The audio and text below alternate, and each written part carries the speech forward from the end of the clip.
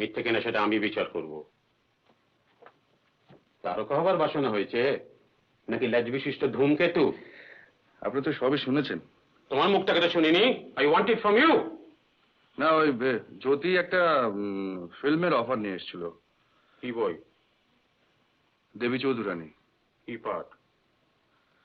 Hero. Brajeshwar, that non entity. কিছুই ঠিক হয়নি এখন, ওরা একটা স্ক্রিন টেস্ট নিতে চেয়েছে। তুমি কি বলেছো? আমি কিছু বলিনি এখনো। আমি বলছি হবে না। আপনি বলে নিশ্চয়ই হবে না, তবে নাটকটাকে ডুবিয়ে ফিল্ম করার কথা ভাবছিলাম না কিন্তু। দেখ অরিন্দম, ফিল্মের একটা গ্ল্যামার আছে জানি, কিন্তু তার সঙ্গে আর্টের কোনো সম্পর্ক নেই, থাকতে পারে না। বিশেষ করে ফিল্মের অভিনেতার কোনো সাস্টেন কন্ট্রিবিউশন বলে কিছু থাকতে পারে না, ইম্পসিবল। আমি জেনে বলছি, না জেনে নয়।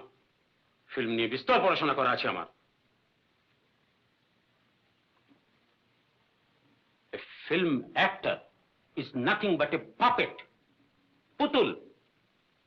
পরিচালকের হাতে সে পুতুল, ক্যামেরাম্যানের হাতে সে পুতুল, সাউন্ড রেকর্ডিস্টের হাতে সে পুতুল, আর যিনি কাঁচি দিয়ে ছবি কাটবেন আর কেটে জুড়বেন তার হাতে সে পুতুল।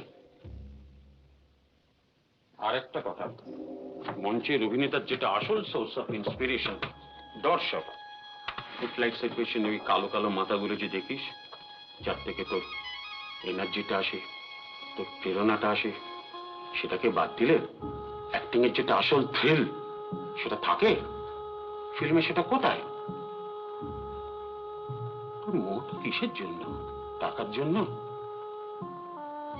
তোর সাকসেস হতে পারে না আমি বলছি না, তোর চেহারা আছে, তোর গলা আছে, হতেও পারে, কিন্তু একটা কথা তোকে বলা দরকার।